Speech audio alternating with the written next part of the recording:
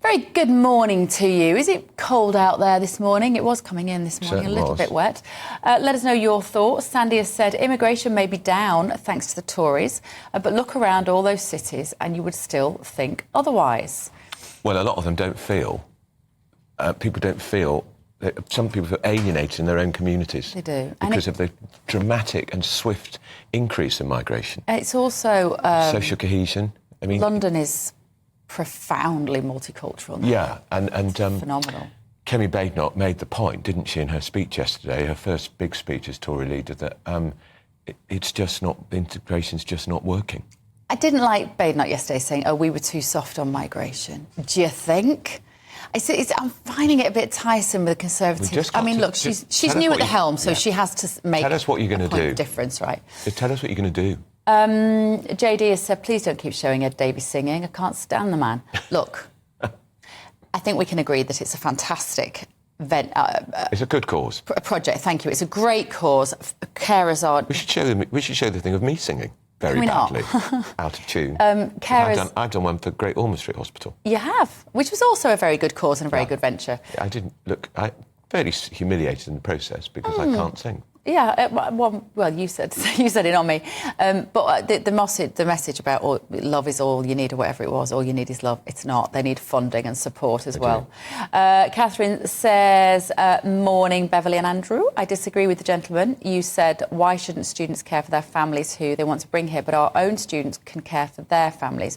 Are we forgetting they are students, and if they need to care for dependent family members, this is going to be a drain on our services. In the end, they might end up claiming benefits using our NHS, etc. I'm glad the Conservatives have closed another loophole.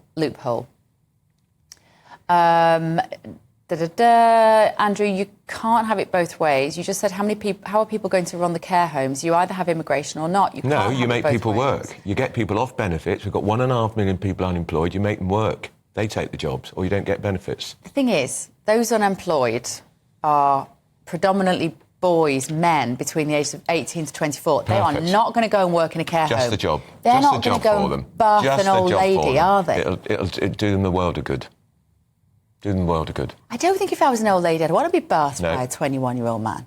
All right, 21-year-old girl. There'll be young women unemployed too. Well, look, for whatever reason, it's not gelling, is it? The jobs we need filling is not working with the workforce who aren't going to work, and it looks like it's not going to get any better before it gets worse. It really does. Let's go to Mark White here to look a little more on these figures, which have just fallen this morning, an overall fall in net migration by 20% from a record 906 to 728,000 in the year to June. Mark White, first of all, that figure of 906,000, which is up to June 2023, I'm sure we recalled that as being more like 745,000 last year. Where's that figure come from? Well, as always with these statisticians, they revise figures, don't they? They love nothing better than delving down into all the trends and then suddenly figures that come out for the Office of National Statistics, or indeed the Home Office, saying one thing, a few months later they get revised quietly upwards. But you're right, 906,000 is an astronomical figure that came through for the previous year. And of course then the last year to June this year shows that figure has reduced by 20%, but it's still reduced, 728,000. But that's still a very significant number, easily a city the size of Aberdeen coming over every year. So clearly unsustainable as far as both this government and the previous government is concerned. But I think, as well as the net migration figures, what I'm really interested in delving into, and we're going to give you a look here on the screen, are the figures that come out from the Home Office. They love to confuse us by bringing their statistics out on the very same day as the Office for National Statistics. These are the visa applications. Now, you can see here 241,719 visa applications for work made in the year ending September 2024. That's interesting because it's obviously giving us more. It's not just to June, but September, so we're getting more of an idea of how things have been shaping out this year since some key changes came in. That's 28% fewer than the previous year.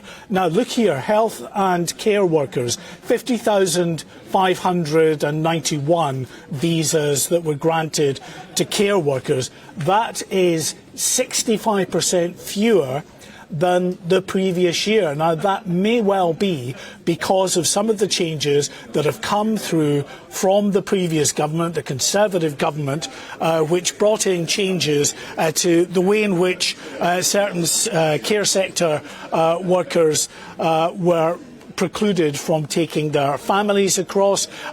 Salary thresholds were also increased to ensure that you had to be of a certain level before you qualified for a visa if you're an overseas care worker and want to come to the UK. Student visas, that's another really interesting area here. Just take a look at that. 392,969 study visas granted to foreign students in the year to September 2024 this year. 19% fewer than the previous year.